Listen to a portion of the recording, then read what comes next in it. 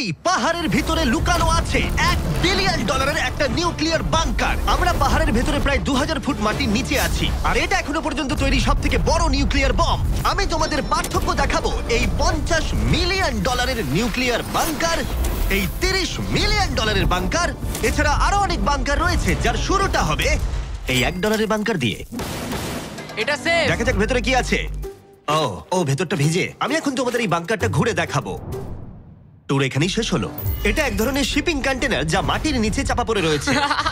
এটা এখনই বেঁকে যাচ্ছে। ওরা আমাকে এটার দাম $1 কেন সেটা বলবে। আমি বলতে চাইছি এটা এক্সপ্লোশনের পরেই হয়েছে। তোমার কি মনে হয় এই বাংকারটা বোমটাকে সার্ভাইভ করতে পারবে? না। দেখা যাক তাহলে। বোমটা ফেলো। হ্যাঁ, কি?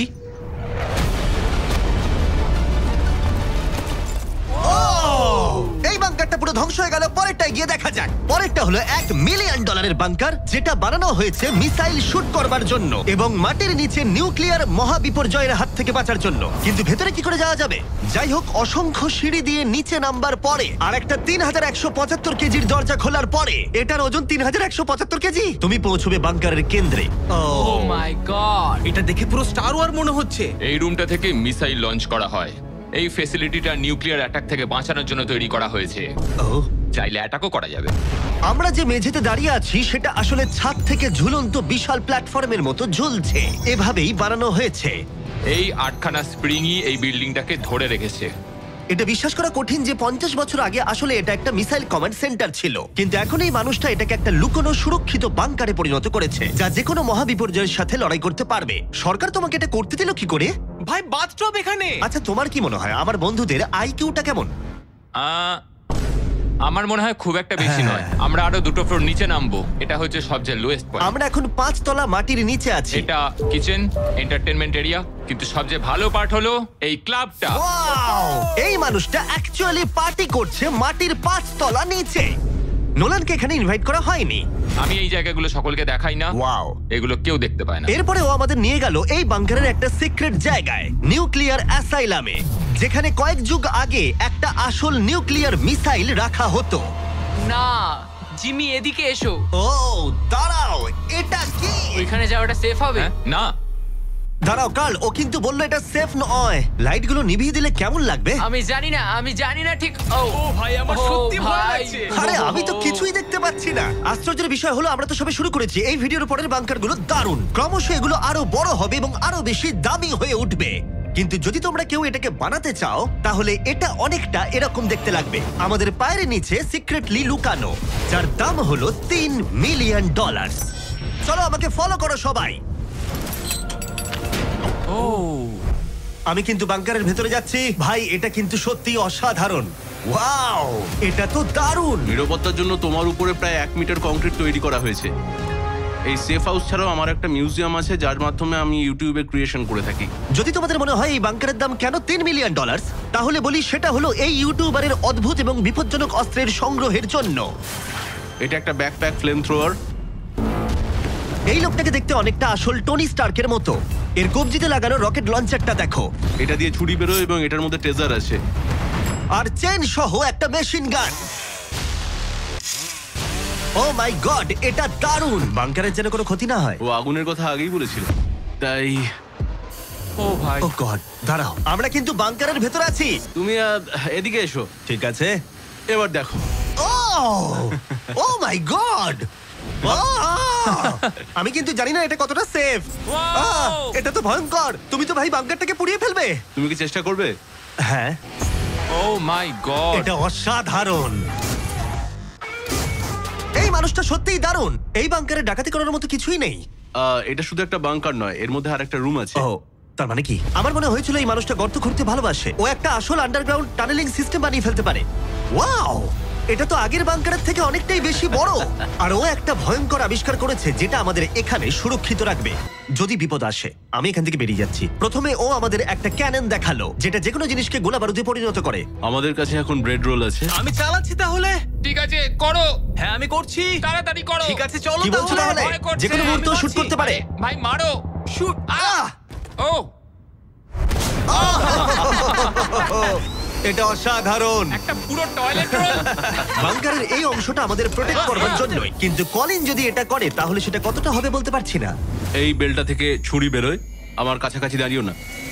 ও ও ভাই ও ও ও ও ও ও ও ও ও মাই গড, বিশেষ করে ও এটা শুরু করবার পরে। আচ্ছা, তোমার হাত থেকে কখনো ছুরি পড়ে গেছে? না, ঠিক আছে ঠিক আছে, এটা বন্ধ করো বন্ধ করো বন্ধ করো। তুমি এটা করতেই পারতে ছুরির বেল্টটা না থাকলে। হ্যাঁ, কিন্তু এটা খুবই অসাধারণ। আচ্ছা জিমি, এবার তুমি এটা দেখো। এটা একটা ফ্রিজার ওয়েভ, মাইক্রোওয়েভের থেকে একদমই উল্টো। আমরা কিছু ফেস্টিভ্যাল নিয়ে নেবো এবং এখানে আমরা স্প্রে করব। এই দেখো। কি? ওয়াও, ও অপেক্ষা করছিল কিভাবে ফেস্টিভ্যাল স্কাপস এতে তৈরি হয় সেটা দেখানোর জন্য। হয়ে গেছে, আশা করি তোমার দেখে ভালো লাগবে। ওয়াও, ও মাই গড, ফ্রোজেন ফেস্টিভ্যালস। এটা দারুণ, তাই না? হ্যাঁ হ্যাঁ, সত্যি। কিন্তু কলিন এটাকে যতটা নিরাপদ মনে করে তার সাথে এই $5 মিলিয়ন আইল্যান্ড প্যারাডাইজের প্রেসিডেন্সিয়াল বাংকারের কোনো তুলনাই হয় না। ও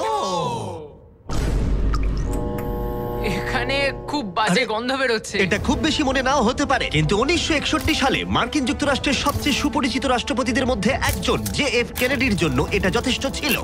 ও মাই কি? গড! মানে তুমি বলছো জেএফকে এটাতে থাকতো?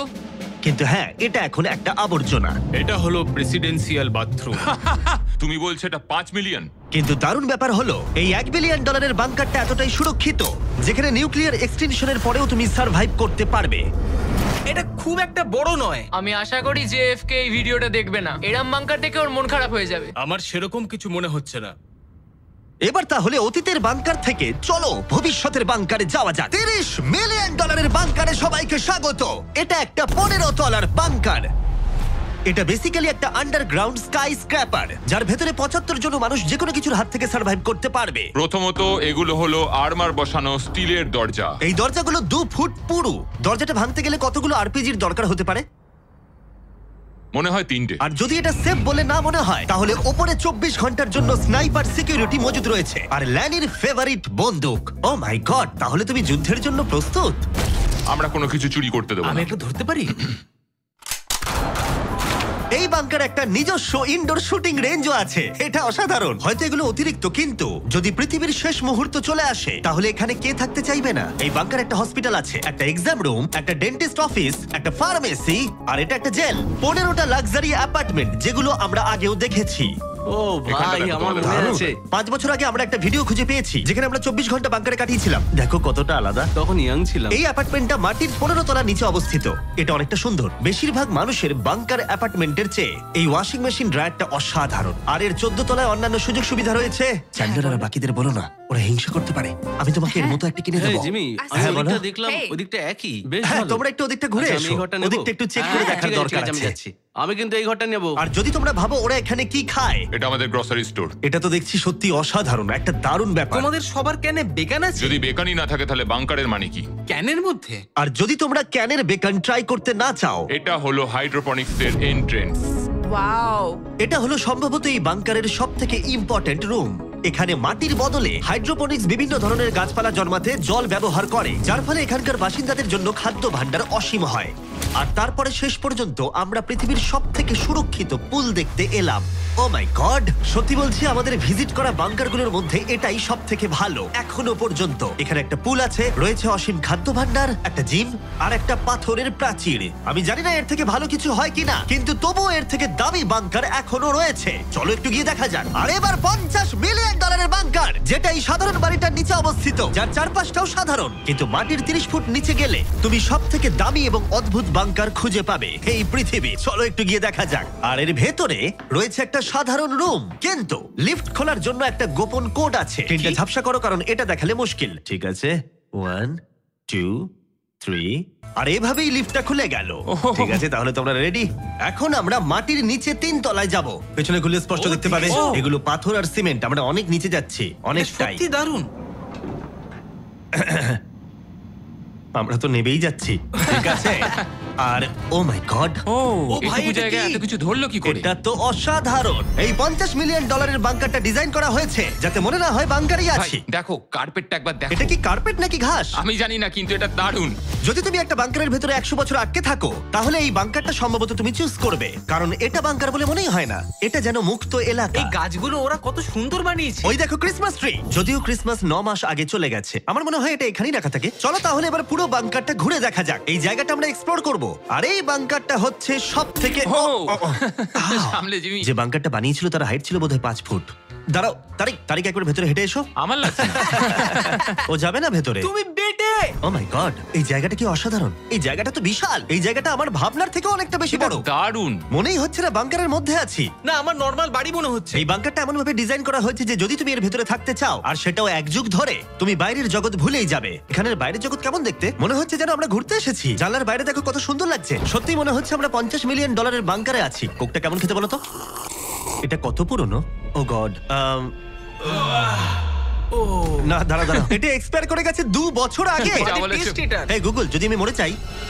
হ্যাঁ ভাই, দেখি। এটা দেখো। হ্যাঁ, কারণ আমরা মাটির 3 তলা হ্যাঁ, নিচে দেখো। আছি। ওয়াও, এই তো, এটা আবার কি? এই তো। ভাই। হ্যাঁ, এটাই হলো রুম। আচ্ছা, এটা কি সেই ভিডিওটা যেখানে আমরা হুগো আর রেনকে 100 দিনের জন্য রেখেছিলাম $500,000 জেতার জন্য? তোমাদের মনে আছে? হুগো আর রেনের সম্পর্কে তোমরা কি ভাবো? সব সময় ঝগড়া করে। আমার ভালো লাগে। যদি আমি তোমাদেরকে বলি এটা ওদের লিফটে করে নিচে নেমে আসা সিগন্যাল, ওরা এবার রেগে যাবে কারণ আগের বাংকারের থেকে এটা অনেকটা বেশি সুন্দর। দেখা যাক এবার কি হয়। এটা আবার কি? $50 মিলিয়ন বাংকারে তোমাদের স্বাগত। Hi, guys. ও, তোমাদের দারুণ। কেমন লাগছে? এটা একটা বাংকার। তোমাদের যে বাংকারে রেখেছিলাম তার থেকে এটা অনেক বেশি সুন্দর, আমি দুঃখিত। হ্যাঁ। কিন্তু ডায়েট কোকটা যেন খেও না, 2 বছর আগে ওটা এক্সপায়ার করে গেছে। মজা করো। ইয়েস। লড়াই করো না। আমাকে এইভাবে অসম্মান করো না। তুমি একটা বোকা। না, করব না। তোমাদের বাংকার ভিডিওটা আমরা দেখছি। ছোট্ট একটা বাড়ির মধ্যে একটা বড় বাংকারের ভিতরে। তোমাদের কেমন লাগছে? তুমি ঠিক কি বলতে চাইলে? ওটা নিয়ে বেশি ভেবো না, চলো এগোই। আমি হুগো আর রেনকে বাংকারের মধ্যে ঘুরতে আটকালাম না, কারণ ওটা ওদের পুরনো অভ্যেস। সবকিছু পিঙ্ক। হুগো, আমি তোমায় প্রমিস করছি, এটা যদি আমাদের রান্নাঘর হয়, আমি তোমাকে রোজ রান্না করে খাওয়াবো। এটা ভালো, কিন্তু আমার মনে হয় না তুমি রান্না করতে। না। ও মাই গড। এই বাড়ির বাইরে একটা পুল আছে। আমরা এখনো বাংকারে আছি, এটা মনে রেখো। হুগো। ও, মোজাটাও খুললো না। এই বাংকার সম্পর্কে আমার একটাই অভিযোগ হলো, এই পুলের জলটা কিন্তু বড় বেশি ঠান্ডা। তোমাদের কেমন লাগতো যদি তোমাদের চ্যালেঞ্জে এরকম একটা পুল থাকতো? দারুণ লাগতো। আমি তাহলে পুরেই থাকতাম। আর এই বাংকারের মজা আরো দ্বিগুণ করতে তোমরা সবাই পিনাট বাটার কাপকে এতটাই ভালোবেসেছো যে আমরা হেজেলনাট দিয়ে এর আরেকটা ভার্সন বানালাম। এটা কিছু সময়ের জন্য অ্যাভেলেবেল আছে কয়েকজন রিটেলারের কাছে, তাই শেষ হয়ে যাবার আগে টেস্ট করে নাও। আর পিনাট বাটার কাপ টেস্ট না করে থাকলে দুটোই টেস্ট করে বলো কোনটা ভালো। এটা দারুণ খেতে, এবং অবশ্যই নিজস্ব গোপন পালানোর ঘর ছাড়া এটি কোনো লুকানো বাংকার হতো না। এটা ছিল সিক্রেট এক্সিট। আমি নিশ্চিত নই যে এটা দেখাবো কিনা। আমরা প্রায় শেষের দিকে, কিন্তু এখন অনেক বাকি আছে। এই পৃথিবীর সবথেকে সুরক্ষিত বাংকার, যার মূল্য হলো $1 billion. শায়েন mountain space force station. এই বাংকারটা ঘেরা রয়েছে একটা 2000 ফিটের বিশাল গ্রানাইট পাথর দিয়ে। হ্যাঁ, ঠিকই শুনছো। এবং এটা এখনো পর্যন্ত মানব প্রজাতির বানানো সবথেকে সুরক্ষিত বাংকার। কি হবে যদি আমরা এর ভেতর দিয়ে দৌড়ে যাই? ওদের জিজ্ঞেস করো না। ওরা শুট করে দেবে। ও, ঠিক আছে, আমি দৌড়ে ঠিক যাবো। আছে, চলো তাহলে দেখা যাক। আর এখানে রয়েছে একটা সুন্দর 3D ম্যাপ, যেটা আমাদের দেখাচ্ছে যে এই বাংকারের ভেতরে কোথায় কোথায় ঠিক কি কি আছে। যাই হোক, এই জায়গাটা এতটাই সিক্রেট আর সিকিউর। এই ক্যামেরা লেন্স ক্যাপটা লাগিয়ে নাও। ঠিক আছে, আমি লিগ্যালি এগুলো দেখানোর কোনো অনুমতি পাবো না। আর যদি কোনোভাবে গার্ডদের তোমরা পেরিয়ে যাও, আমি কি তোমার বন্দুকটা ধরতে পারি? না, একদম না। ঠিক আছে। গার্ড, আচ্ছা। এটা জিজ্ঞেস করো না। এটা আমি ধরতে পারি? তাহলে তোমাদের সামনে আসবে এই বিশাল নিউক্লিয়ার বম্ব প্রুফ ডোর। এমনকি এটা আটকে দিতে পারবে মানব ইতিহাসের সবথেকে ভয়ঙ্কর বমকেও। ও, এখানে 2টো দরজা আছে। আর যদি এটা কোনোভাবে যথেষ্ট না হয়, তাহলে আরেকটা দরজা অন্যদিকেতেও আছে। যদি কেউ ওপর থেকে বোম ফেলে দেয় আর আমরা এখানে থাকি, তাহলে কি হবে? কিছুই হবে না আমাদের। এটাকে আমরা বলি ওয়েলকাম ওয়াল। এখান থেকে আমাদের কম্পাউন্ড শুরু হচ্ছে। এটা দারুণ। হ্যাঁ, আছে। এখানে স্পেস ফোর্স আছে। এখানে আছে 4টে কমান্ডস, যেগুলো বাংকারের বাইরে থেকে অপারেট করা হচ্ছে। আর এটা প্রথম সারির নেতাদের নিরাপত্তা নিশ্চিত করতে এই বাংকারটা যে কোনো বড় বিপদের হাত থেকে বাঁচানোর জন্য তৈরি করা হয়েছে। আর এটা সব রকম বিপদকে পেরিয়ে যেতে পারবে। এই মাউন্টেন আর বাংকারের মধ্যে একটা গ্যাপ তৈরি করা রয়েছে। এই বাংকারে স্প্রিং লাগানো রয়েছে, যাতে এটা নিউক্লিয়ার অ্যাটাক অথবা ভূমিকম্পের শক ওয়েভ আটকাতে পারে। পৃথিবীর সবচেয়ে সিকিউর বাংকারে তোমাদের স্বাগত। ঠিক আছে, আমরা একটা বিশাল দরজা পেরিয়েছি, অনেকটা হেঁটেওছি। আমি বলতে পারছি না সেটা কতটা, কারণ এখানে আসতে আমাদের অনেকটাই কষ্ট হয়েছে। পৃথিবীর সবথেকে সুরক্ষিত জায়গাটা একটু ঘুরে দেখা যাক। আর এখন তাহলে আমরা কোথায়? Battle deck. আমি কি এগুলো বন্ধুদের দেখাতে পারবো? তোমার ডান দিকটা বাদ দিয়ে দেখাতে পারবে। এটা কোনো ইউএফও তো নয়, কিন্তু উত্তর আমেরিকাকে আকাশপথে বা সামুদ্রিক আক্রমণ থেকে রক্ষা করতে নোরাডের নেতারা এখানেই সিদ্ধান্ত নেবেন। এটা আমাদের জেনারেল। এটা পুরো জেনারেল সিটের মতো মনে হচ্ছে। আমি কি এখানে বসতে পারি? হ্যাঁ, বসে থাকো, কিন্তু ঠিক কিছু আছে। হবে না। আমি চেয়ারটা ছুঁয়ে ফেললাম, কিছু হ্যাঁ, হবে না তো? ওটুকুই। ঠিক আছে, আমি এখন জেনারেল। তারিখ, সিস্টেমটা রেডি করো। হ্যাঁ, নিশ্চয়ই। আস্তে আরে, আস্তে আরে। আস্তে। না, তোমাকে ছুতে বারণ করা হয়েছিল। ওটা ছোঁয়া উচিত হয়নি। আমি করিনি। ঠিক আছে, তারিখ। এই রে, তারিক, ওরা কিন্তু আমাদের অনেকবার বলেছে কিছু না ছোঁয়ার জন্য। আমাদের তদন্ত করতে হবে এখন। এটা অ্যারেস্ট করে নেবে। Oh my oh god my god, I am so sorry. আমি সত্যি এটা সত্যি তুমি কি বুঝতে পারিনি। করলে? তারিক, মনে হচ্ছে আমাদেরকে বের করেই ছাড়বে। আর ছবে ঠিক না আছে, এটা আমি সরি তোমার বলছি। তো এটা আই এম বোঝা সো উচিত সরি, আই এম ছিল। So sorry. তারিক, এই বাটনগুলো কিন্তু মিসাইলও লঞ্চ করে দিতে পারে। আচ্ছা, এই জানলার ওপারে কি আছে? একটা তালি মারো। কি বলছো? মারবো? শুধু হাততালি দেবো? হ্যাঁ। ইয়ো আরে ভাই, এরিক আমাদের বাংকারের কেন্দ্রস্থলে সিক্রেট কমান্ড পোস্ট দেখালো। ঠিক আছে, এখন আমরা কোথায়? তোমরা আছো এজকে, অল্টারনেট জয়েন্ট অপারেশন সেন্টার। আর এটা গোটা উত্তর আমেরিকার আকাশ এবং সমুদ্র পথকে রক্ষা করতে পারে, সেটাও সম্পূর্ণভাবে। এই ফাইটার জেটগুলো কতক্ষণের মধ্যে ওই আননোন এয়ারক্রাফটের কাছে পৌঁছবে বলা যাবে? 5 মিনিটের মধ্যে। আচ্ছা। আমরা একটা বিপজ্জনক এলাকায় ঢুকছি। হ্যাঁ, আমি এবার বুঝতে হ্যাঁ, পেরে গেছি। আর যেহেতু ওরা প্রত্যেকটা সম্ভাব্য বিপদের উপরে নজর রাখে, তাই জিজ্ঞেস করলাম কোনো ইউএফও আছে? আর থাকতেও পারে, তোমরা উত্তর দেবে না? ও তো মাটির দিকে তাকিয়ে আছে। ও ঠিক আছে, ঠিক আছে। এখানে ভাবার বিষয়।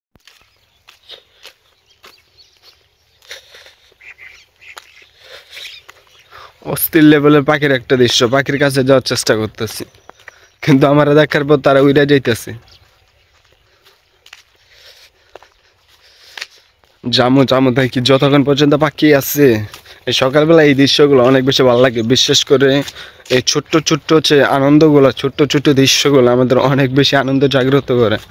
বলছিলাম না, পাখির কাছে যাওয়ার সাথে সাথে পাখিগুলো চলে যেতে, যে এই জায়গায় কিছু বসে আছে। মোটরসাইকেল আইতেছে, সম্ভবত ভিডিও করা হইব না, তারপর ট্রাই করি মোটরসাইকেল আসার আগ পর্যন্ত। ওয়াও,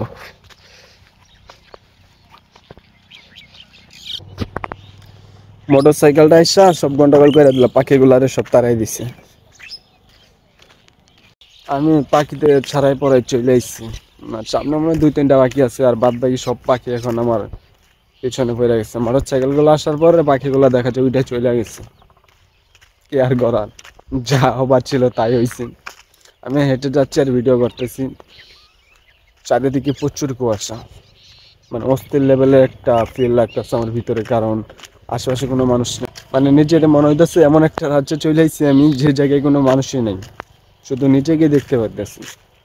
যদিও এটা মিথ্যা, কারণ আশেপাশে মানুষজন আছে, কিন্তু তাদেরকে দেখতে পাচ্ছি না, তাই একা একা ফিল হইতেছে। যারা একাকিত্ব যন্ত্রণা বুঝতে চান, তারা যে এরকম একা হয়ে এরকম জায়গায় আসতে পারে। মানুষজনের সামনে ভিডিও বানালে বিভিন্ন মানুষ বিভিন্ন ধরনের কথা বলেন, তাই মানুষ দেখলে ভিডিওটা ক্যামেরাটা অফ করে দিই। যাই হোক বন্ধুরা, ভিডিওটা শেষ প্রান্তে আছে। ভিডিওটি ভালো লাগলে অবশ্যই ভিডিওতে একটা লাইক করে চ্যানেলটা সাবস্ক্রাইব করে দিও, আর পাশে থাকা বেল আইকনটা অবশ্যই অন করে দিবে, কারণ পাশে থাকা বেল আইকন যদি অন না করো, তাহলে পরবর্তী ভিডিও তোমার সামনে নাও যেতে পারে। আর অবশ্যই ভালো থাকবে, কারণ তুমি ভালো না থাকলে আমার ছেলে ভিউজ আসবো না, কারণ তোমরাই তো দেখবো। যদি অসুস্থ থাকো, তাহলে চ্যানেলের ভিউজ কেমন আসবো। আর অবশ্যই নিজের যত্ন নিও। দেখা হবে পরবর্তী কোনো ভিডিওতে। আপাতত ভালো থাকো। এই পর্যন্তই আজকের ভিডিওটি ছিল।